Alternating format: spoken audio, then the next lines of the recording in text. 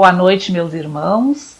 Estamos aqui mais uma vez para um encontro onde vamos fazer algumas reflexões à luz da doutrina espírita. Inicialmente, como é de praxe, então, vamos nos ligar com o nosso Mestre Jesus para que ele nos envolva em suas harmonias, para aproveitarmos esses breves momentos à luz da doutrina espírita e que possamos assim tirar o melhor proveito possível dessa noite. Muita paz para todos nós, que assim seja. O tema que nós escolhemos para a noite de hoje, retirado do Evangelho segundo o Espiritismo de Allan Kardec, está lá no capítulo 5, Bem-aventurados os aflitos, e o tema é o bem e mal sofrer. Nesse pequeno trecho, o Espírito Lacordaire instrui-nos sobre a mudança do nosso comportamento com relação ao sofrimento, pois todos nós sofremos. Quer estejamos morando em mansões ou em casebres, a dor, o sofrimento, eles são democráticos. Dessa forma, a doutrina espírita nos esclarece que a dor é mensagem de sabedoria. Ela nos induz a aspirar pelo equilíbrio, levando-nos a lutar pela bênção da harmonia que repetidas vezes menosprezamos quando adotamos atitudes equivocadas. Então, não nos desgastemos em lamentos. Há sempre uma mensagem de renovação. Ninguém ignora que vivenciamos situações que trazem sofrimentos. Observemos, porém, que quando enfatizamos as próprias desventuras, elas se intensificam e assumem grandes proporções, alimentadas pelo pessimismo. E o que é o sofrimento? É um sentimento de tristeza, uma mágoa, aflição, um pesar, que pode repercutir de maneira mais ou menos intensa sobre o organismo, causando mal-estar e até doenças. Quando já atingimos um pouco de clareza íntima, começamos a entender que as dores da alma são fases naturais da evolução terrena, nas quais estagiam todos os seres em crescimento espiritual. E aí vamos aprendendo a usar as nossas forças interiores, compreendendo que a resignação nos propicia uma atitude de paciência perante os sofrimentos. Lembrando que a resignação não significa parasitismo, nem desinteresse pela luta. Ao contrário, é a oportunidade para o trabalho ativo no processo de reconstrução interior, depositando a confiança imbatível nos propósitos de Deus que reserva a todos nós, filhos do seu amor infinito. O benfeitor Emmanuel diz que o amor equilibra e a dor restaura. Mas por que a restauração ocorre através da dor? Já sabemos que o processo evolutivo se dá por meio de mudanças. É só lembrarmos, por exemplo, da borboleta, que passa pelas fases de lagarta, de casulo, para só então depois voar com as asas brilhantes. Ou no caso das árvores, que precisam sofrer a poda para que possam florescer. Então, nós vemos que qualquer ser vivo passa por transformações e que nenhuma ocorre de modo automático, rápido e muito menos sem causar algum tipo de desconforto. Sabendo disso, por que essas mudanças nos trazem sofrimento? É que quanto mais resistência, mais sofrimento.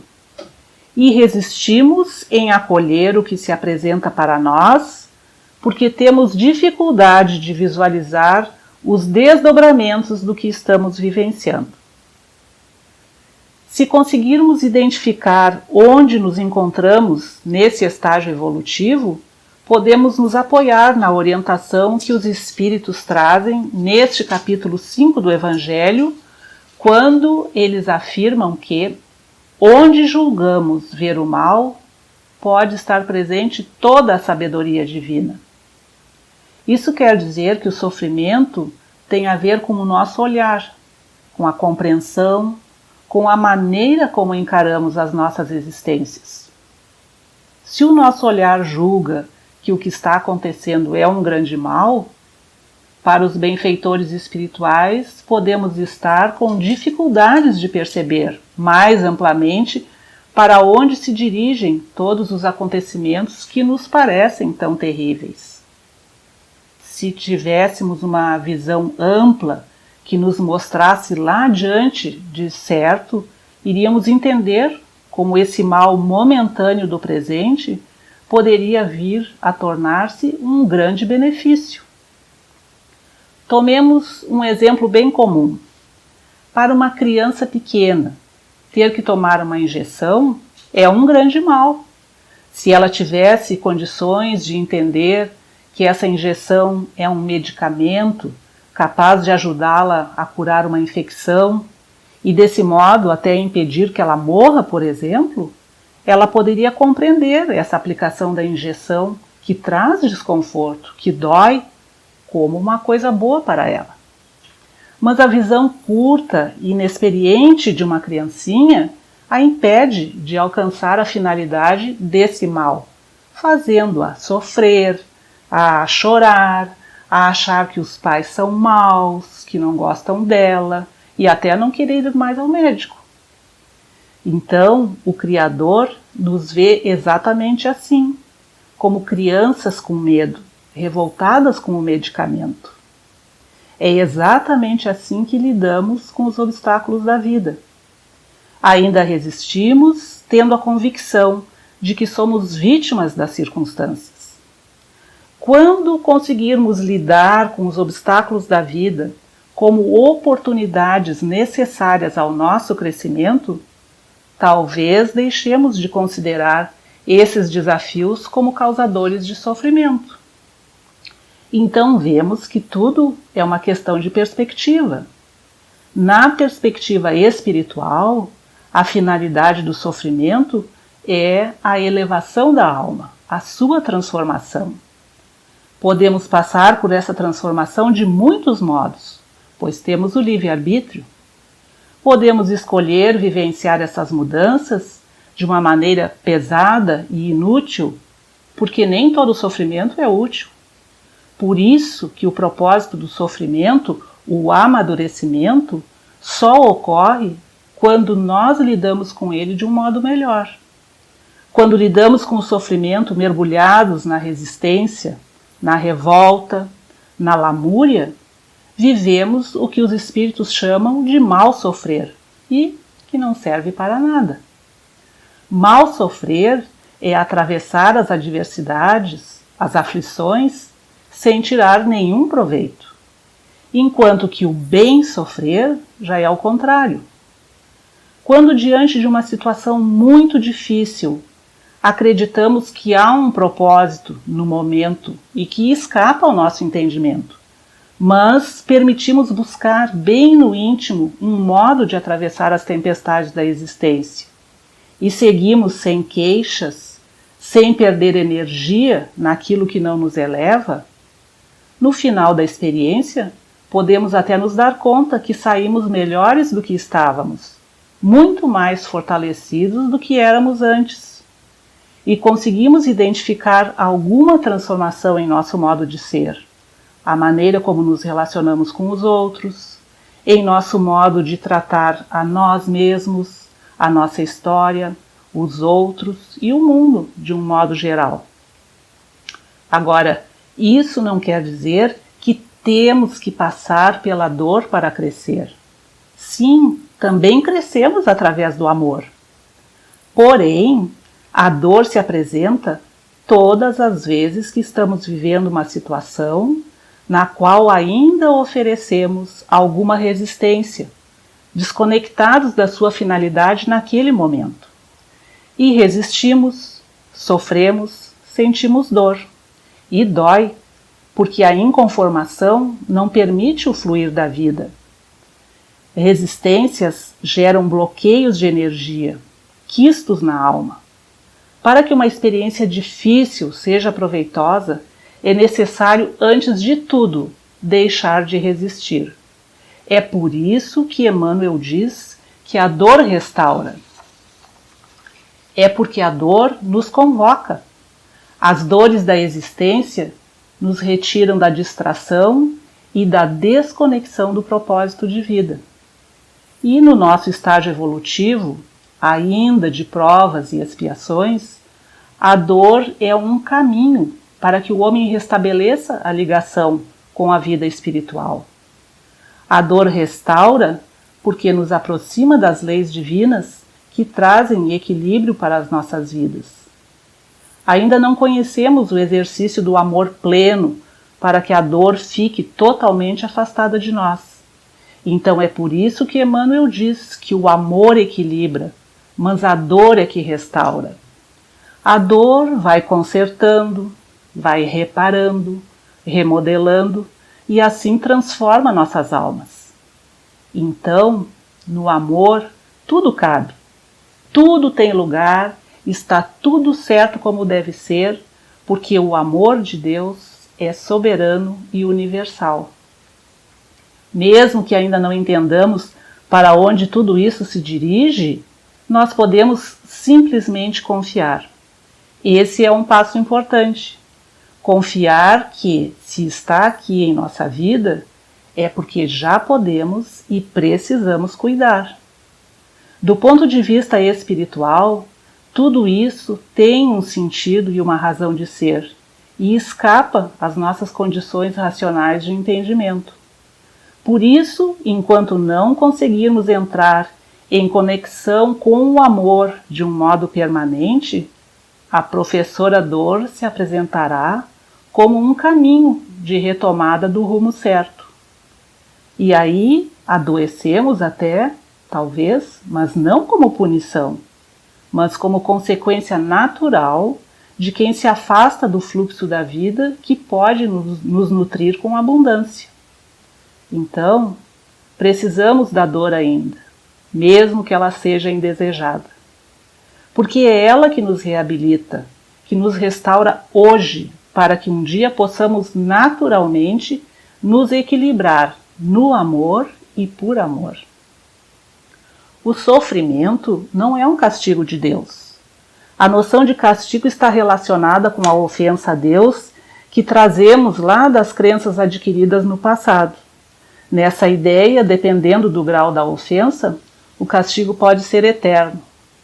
Ao ofender a Deus, o homem sofre, e com isso a sua vida se torna um vale de lágrimas. O Espiritismo, ao contrário, ensina-nos que todos os sofrimentos estão sujeitos à lei de ação e reação. Ao estudar esse capítulo, Bem-aventurados os aflitos, nós vamos aprendendo que Deus, inteligência suprema, deixa sempre uma porta aberta ao arrependimento e à reparação da falta cometida. A lei de causa e efeito nos mostra que tudo o que fizermos contrário às leis divinas, nesta ou em outras existências, deve ser reparado. O primeiro passo é o remorso. O remorso é um estado de alma que a consciência faz remoer o que fizemos de equivocado, apontando as nossas falhas e deslizes com relação à lei natural. O arrependimento, que deve vir em seguida, torna-nos mais humildes e obedientes a Deus. Depois de remoída e arrependida, a falta deve ser reparada. Por isso o resgate, que nada mais é do que um processo de reeducação do espírito. Assim, remorso, arrependimento e resgate fecham o ciclo de uma determinada dor, de um sofrimento. Então, reação não é sempre sofrimento? Geralmente, a palavra reação vem impregnada de dor e sofrimento. Em realidade, a reação não é mais do que uma resposta, boa ou má, em razão das nossas ações. A teologia dá grande apreço ao sofrimento, sugerindo que deveríamos imitar o Mestre Jesus na cruz, que morreu nessa circunstância para dar o exemplo do amor, do perdão, da submissão e entrega absoluta à vontade do Pai. Antes da crucificação, porém, ele teve que percorrer a Via Crucis. Há uma história sobre a cruz que agora, nesse momento, nos convém relembrar. O indivíduo tinha recebido a sua cruz e deveria carregá-la montanha acima. Como estava pesada, cortou alguns pedaços. Chegando ao topo da montanha, ele viu que deveria usá-la como ponte para alcançar a outra montanha. Conclusão: o comprimento foi insuficiente e teve que voltar para pegar os pedaços que tinha deixado ao longo do caminho. Nós podemos entender essa história como uma metáfora da nossa jornada terrestre, que ao caminharmos vamos encontrando dificuldades. Fugindo delas, teremos de voltar em uma nova encarnação para a devida reparação. Tem um trecho das Instruções dos Espíritos onde eles nos dizem: ficai satisfeitos quando Deus vos envia a luta. Essa luta não é o fogo da batalha, mas as amarguras da vida, onde é preciso algumas vezes mais coragem do que num combate sangrento, porque aquele que ficaria firme diante do inimigo se dobrará sob o constrangimento de uma pena moral. O homem não é recompensado por essa espécie de coragem, ou seja, manter-se firme diante do inimigo, mas Deus lhe reserva um lugar melhor no mundo espiritual.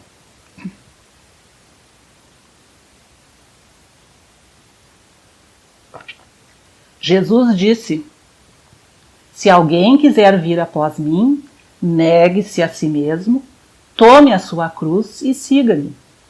Negar a si mesmo implica deixar o egoísmo de lado, a maior chaga da humanidade ao lado do orgulho. Seguir Jesus é apagar-se para que o Mestre resplandeça, é humilhar-se para que Deus seja engrandecido, é calar-se para que o outro fale, é morrer para a vida presente. Morrer no sentido de deixar morrer o homem velho para que nasça o homem novo, a fim de se preparar para a vida futura, a verdadeira vida do Espírito. Seguir a vontade de Deus implica empregarmos todos os esforços possíveis para combater os pensamentos inúteis, os sonhos vãos e a imaginação improdutiva. Não é uma guerra violenta em que há armas e muitos homens mortos, mas uma luta constante para mantermos o pensamento equilibrado. Sob esse mistério, convém tomarmos consciência de que estamos encarnados para o trabalho, o sofrimento e a luta. Trabalho para crescer moralmente. Tarefa essa que exige luta, e por vezes o sofrimento ainda inerente à nossa condição de espíritos imperfeitos. Há, contudo, um consolo para esse mal-estar. Se nos tornarmos mais dóceis, mais cientes da nossa pequenez temporária, teremos condições de buscar essa perfeição relativa. Saibamos sofrer com resignação, pois vencendo o egoísmo, a vaidade e o orgulho, estaremos aptos a entrar no reino dos céus. Lembrando também que o amor de Deus é uma presença constante na vida de cada um de nós. Estejamos enlevados pela alegria ou arrasados pelo sofrimento, por vezes nós nos esquecemos disso. No entanto, em momento algum ele nos esquece ou abandona.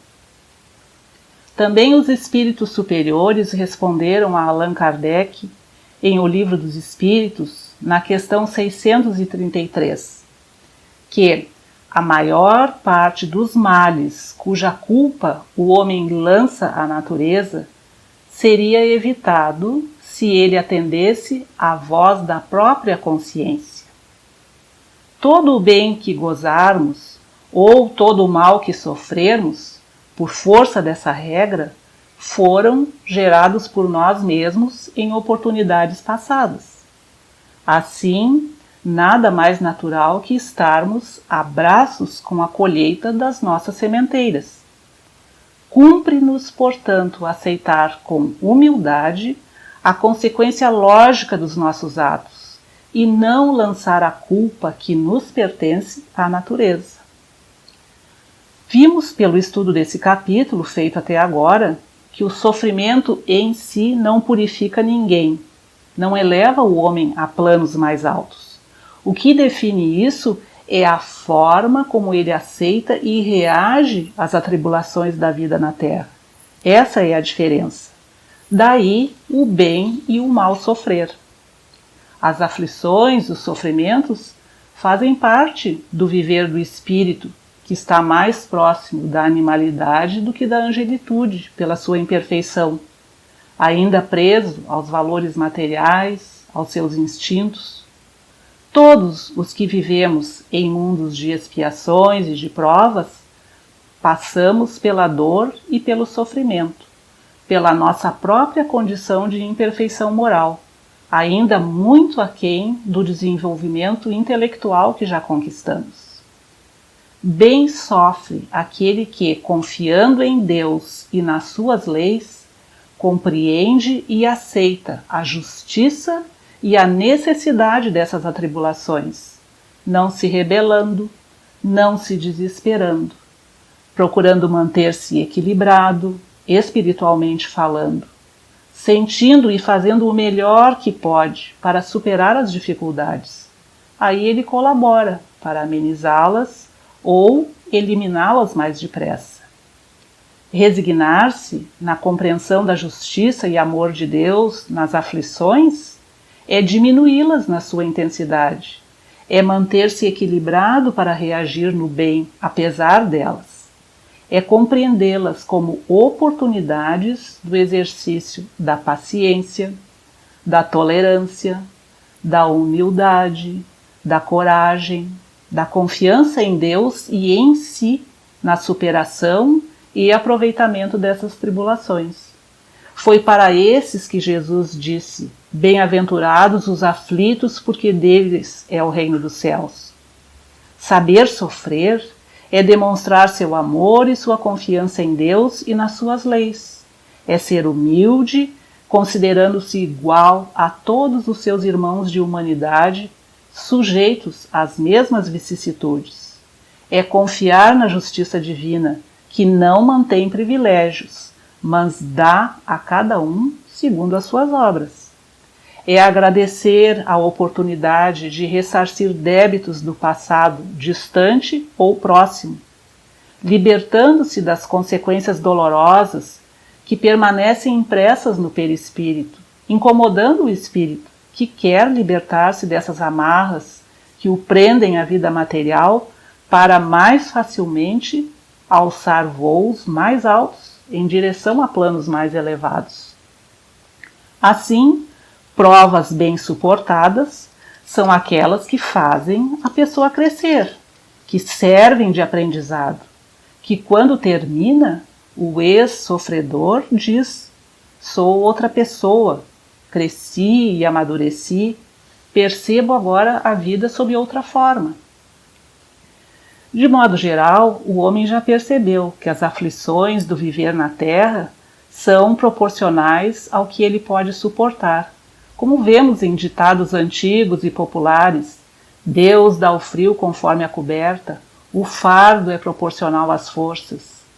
Sábios são os que assim aceitam. E por que o fardo é sempre proporcional às forças do homem?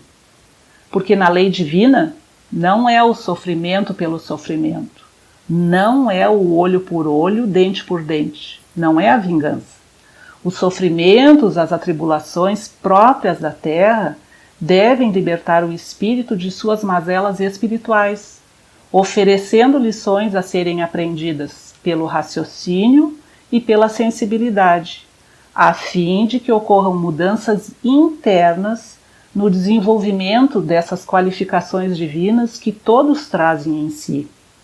É assim que funciona a justiça e a misericórdia de Deus, proporcionando ao espírito rebelde um viver em mundos materiais de expiações e provas, onde as vicissitudes, frutos da sua rebeldia, levando-o à melhoria, se bem sofridas, se bem suportadas, podem fazê-lo transcender, isto é, superar os seus supostos limites, suas imperfeições, levando-o à perfeição possível e à felicidade. Por isso, o espírito Lacordaire escreve: quando vos atingir um motivo de dor ou de contrariedade, tratai de elevar-vos acima das circunstâncias. E quando chegardes a dominar os impulsos da impaciência, da cólera ou do desespero, dizei com justa satisfação: eu fui o mais forte. Bem-aventurados os aflitos pode, portanto, ser assim traduzido. Bem-aventurados os que têm a oportunidade de provar a sua fé, a sua firmeza, a sua perseverança e a sua submissão à vontade de Deus, porque eles terão centuplicadas as alegrias que ainda lhes faltam aqui na terra. O espírito Joana de Ângeles, através de Divaldo Franco, aconselha: a dor chega para que o espírito triunfe sobre ela, ao invés de ser por ela esmagado. Nós já ouvimos inúmeras vezes que estamos em um planeta de provas e expiações, que aqui não é um lugar de delícias, nem um parque de diversões. É um hospital, uma escola e, em algumas vezes, clínica de recuperação. Mas não é um lugar para desespero e sofrimento sem sentido. Sofrer não é punição ou castigo. É, muitas vezes, um resgate programado de débitos passados, oriundos em outras encarnações, mas é, primeiramente, estímulo e oportunidade de interiorizarmos novos valores, expandindo nossa consciência. Sofrimento é algo extremamente subjetivo e a sua intensidade depende, antes de tudo, da maturidade evolutiva e psicológica de cada um. Precisamos lembrar que somos espíritos em uma jornada de aprendizado nesse planeta ainda de provas e expiações. Expiar quer dizer externar o que é puro. Dessa forma, somos convidados pela nossa programação reencarnatória a tornar nossos valores mais evoluídos, através da superação pacífica dos desafios que enfrentamos. Por isso podemos corretamente deduzir que o mal sofrer é aquele que nos recusamos a aprender. O sofrimento se torna aliado quando nos coloca diante de nós mesmos e convida a superar os obstáculos com uma grandeza interior que até então desconhecíamos. Quando deixamos de lado o inconformismo e rebeldia, que são os filhos diretos do egoísmo.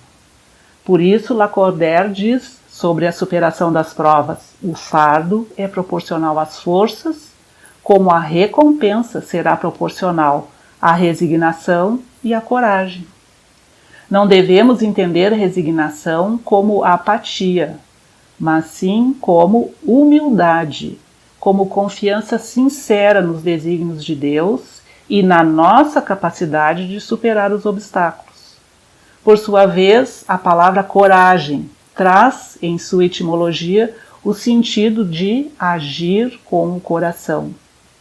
Em suma, devemos nos guiar sempre, mesmo nos momentos mais difíceis, pelo amor e confiança em Deus, para que, quando vitoriosos, tivermos vencido as más inclinações e cumprido a nossa missão aqui na Terra, possamos dizer com satisfação aos nossos guias espirituais: combati o bom combate. O nosso planeta está passando por uma fase muito delicada que afeta os povos em todos os níveis da sociedade. A insegurança, o pessimismo e a desesperança se instalam nos corações das criaturas. Esse momento de crise nos convoca a refletir a respeito da nossa conduta diante de acontecimentos que fogem ao nosso controle. A doutrina espírita tem um papel fundamental nestas horas, pois graças aos seus ensinamentos nós podemos nos munir de coragem e otimismo para enfrentar os desafios da vida com mais serenidade, pois já entendemos que as provas e tribulações são recursos riquíssimos de lições preciosas que contribuem para a evolução espiritual. Encontramos na doutrina espírita os recursos necessários para administrar com tranquilidade e sensatez os embates que surgem durante a trajetória terrena, bem como auxiliar os que se encontram à nossa volta ou sob a nossa guarda. A mesma conduta embasada nos princípios da doutrina espírita e da moral de Jesus podemos incutir em nossas crianças, para que criem as próprias armaduras morais que as sustentarão nos momentos de turbulência. As crianças aprendem através dos exemplos que lhes damos.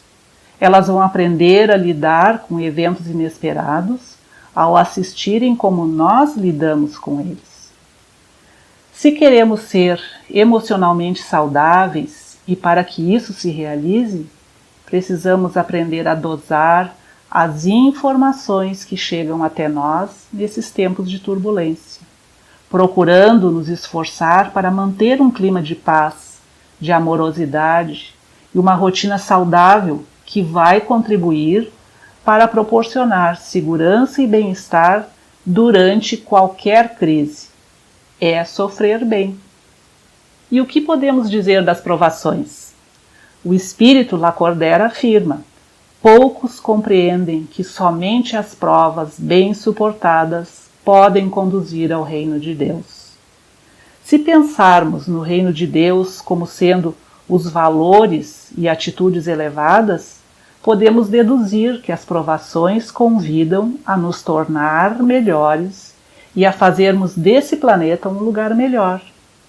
É o que o Mestre Jesus nos ensina quando proclama na oração dominical: venha a nós o vosso reino, os vossos valores.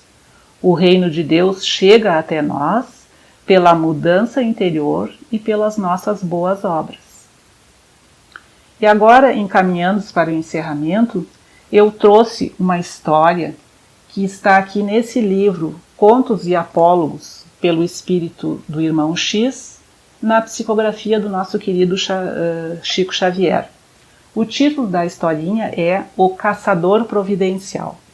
Diz assim: conversávamos acerca do sofrimento quando o orientador que nos acompanhava contou com simplicidade infantil: o anjo da libertação desceu do paraíso a este mundo, pousando num cômoro verdejante à reduzida distância do mar. Aproximaram-se dele um pássaro, um abutre, uma tartaruga e uma borboleta. Reconhecendo que essa era a assembleia de que podia dispor para a revelação que trazia, o iluminado peregrino começou ali mesmo a exaltar as virtudes do alto, convidando-os à vida superior. Com frases convincentes, esclareceu que o pássaro, guindando aos cimos de luz, se transformaria num pombo-alvo, que o abutre seria metamorfoseado numa ave celestial, que a tartaruga receberia nova forma, suave e leve, em que lhe seria possível planar na imensidão azul, e que a borboleta se converteria em estrela luminescente. Os ouvintes assinalaram as promessas com emoção. No entanto, assim que o silêncio voltou a reinar, O pássaro alegou: anjo bom, desculpe-me, um ninho espera-me no arvoredo. Meus filhotes não me entenderiam a ausência, e afastou-se apressado. O abutre confessou em tom enigmático: comovente é a vossa descrição do plano divino. Entretanto, possuo interesses valiosos no mundo. Preciso voar. E partiu, batendo as asas, a fim de arrojar-se sobre uma carniça próxima. A tartaruga moveu-se lentamente e explicou: quisera seguir-vos, abandonando o cárcere sob o qual me arrasto no solo. Contudo, tenho meus ovos na praia. E regressou pachorrenta à habitação que lhe era própria. A borboleta achegou-se ao pregador da bem-aventurança e disse delicada: santo, não posso viajar convosco. Moro num tronco florido e meus parentes não me desculpariam a fuga. E tornou à frescura do bosque. O anjo, que não podia violentá-los, marchou sozinho para adiante. A borboleta, porém, apenas avançara alguns metros na volta à casa, viu-se defrontada por hábil caçador que lhe cobiçava as asas brilhantes. Após longa resistência, tentou alcançar a árvore em que residia, mas, perseguida, presenciou a morte de alguns dos familiares que repousavam. Chorosa, buscou refugiar-se em velha furna, sendo facilmente desalojada pelo implacável verdugo. Ensaiou debalde esconder-se entre velhos barcos esquecidos na areia. Tudo em vão, porque o homem tenaz era astucioso e sabia frustrar-lhe todas as tentativas de defesa, armando-lhe ciladas cada vez mais inquietantes. Quando a pobre vítima se sentia fraquejar, lembrou-se do anjo da libertação e voou ao encontro dele. O mensageiro divino recebeu-a contente e, oferecendo-lhe asilo nos próprios braços, garantiu-lhe a salvação. O narrador fez pequena pausa e considerou: o sofrimento é assim, como um caçador providencial em nossas experiências. Sem ele, a humanidade não se elevaria à renovação e ao progresso. Quem se acomoda com os planos inferiores dificilmente consegue descortinar a vida mais alta sem o concurso da dor. Saibamos assim tolerar a aflição e aproveitá-la. Quando a criatura se vê na condição da borboleta aflita e desajustada, aprende a receber na terra o socorro do céu. Finalizando então agora, fica a proposta, meus irmãos, para que todos nós perseveremos nessa busca dos recursos que a doutrina espírita nos oferece para entendermos as questões existenciais, através das leituras, das preces, para suportarmos as provações terrenas. E por último, fica uma pergunta: se estamos praticando boas ações, por que aguardar o sofrimento? Pensemos nisso. Boa noite e muita paz para todos nós.